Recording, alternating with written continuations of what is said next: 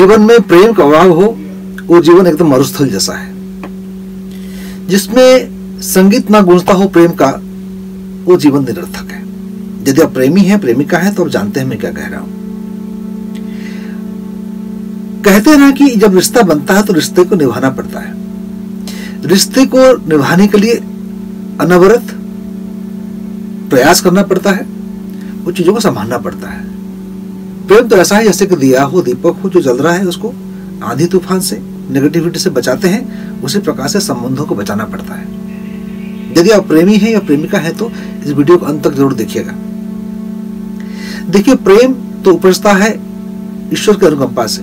आप चाहते हुए किसी को प्रेम नहीं कर सकते, ना ही आप नफरत कर सकते हैं। प्रेम यह स्वयंभू है, अचानक किसके प्रति जाग जाता है, समझ में नहीं आता। जो प्रेम जानबूझ के कैलकुलेट करके हैसियत देके किया जाता है उसको मैं तो प्रेम नहीं मानता। प्रेम उपजता है अपने हिसाब से, प्रकृति के निर्देश से आप कह सकते हैं। तो जब संबंध में बनते हैं, जब प्रेम में हम होते हैं, तो हम चाहते हैं कि हमारा प्रेम ऐसे चले और ये प्रेम की अनुभूति जो है ये निरंतर हमारे साथ बनी रहे। लेकिन कुछ बाधाएं आ जाती हैं। जैसे मानिए कि झगड़े हो जाए, मनोमालिन्य हो जाए, एग्रेसिवनेस पैदा हो जाए, दोनों में चिढ़ जाए एक दूसरे से, बात बात में कहीं बात और पहुंच जाए। मैं बात कर रहा हूं गुस्से की, क्रोध की बात कर रहा हूं। क्रोध प्रेम को भी जला डालती है। क्रोध से अपने आप को बचाने के लिए, एक बैलेंस माइंड सेट रखने के लिए मैं कहता हूं कि प्रेमी प्रेमिका दोनों को 6 मुखी रुद्राक्ष पहनना तो बहुत अच्छा है। 6 मुखी रुद्राक्ष पहनने से बहुत अच्छा है। और 6 मुखी रुद्राक्ष पहनने के साथ साथ में ये ध्यान रखें कि प्रेम कैसे पनपे, शारीरिक तौर पे प्रेम कैसे पनपे और मानसिक तौर पे कैसे प्रेम पनपे। मैं ये कह रहा हूं कि शारीरिक सुख की बात कर रहा हूं। जब पति पत्नी आलिंगनबद्ध होते हैं या एक दूसरे को प्यार से पकड़ते हैं, या हाथ पकड़ के चलते हैं, या जो कुछ भी उनके बीच होता है, मैं शारीरिक संबंध की बात करता हूं, उसके लिए शुक्र ग्रह जिम्मेदार होता है। शुक्र ग्रह ठीक रहेगा तो ये चीजें में दिक्कतें नहीं आएंगी। इसमें 7 मुखी रुद्राक्ष पहनेंगे तो शारीरिक धरातल पर फिजिकल जो आपका बॉडी है उसमें जो केमिकल रिएक्शंस होते हैं, हार्मोनल रिएक्शंस होते हैं, उसमें एक अच्छा बैलेंस रहता है। और 13 मुखी 13 मुखी पहनने से आपका जो इलेक्ट्रिकल बॉडी है, औरिक बॉडी है, आकर्षण जो पैदा करता है पुरुष नारी में, उसमें एक बैलेंस होता है।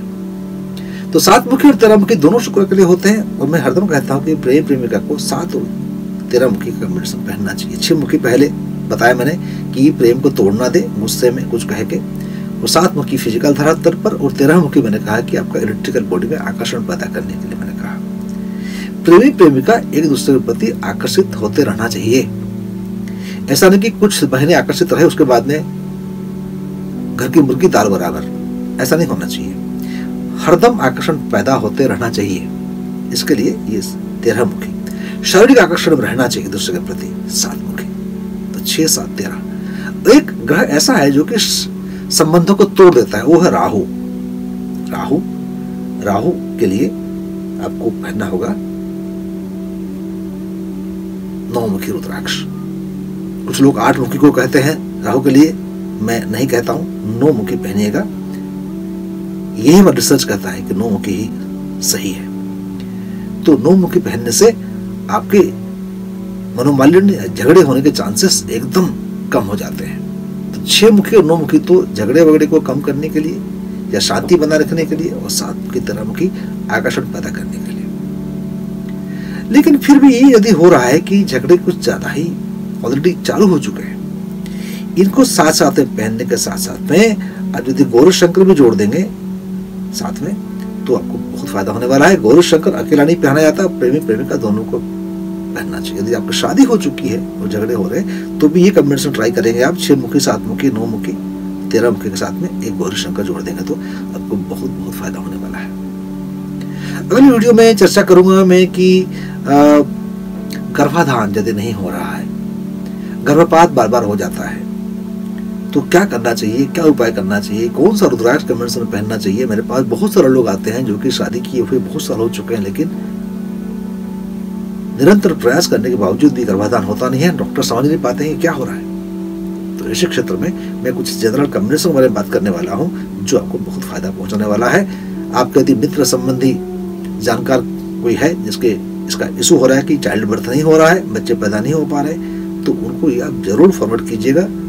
और जाने से पहले बता दूं कि आपने सब्सक्राइब नहीं किया तो सब्सक्राइब कर लीजिएगा और बेल बटन को दबाना मत भूलिएगा। मैं हूं wing commander Santosh Sharma, Bangalore India से। नमस्कार, जय हिंद, जय भारत।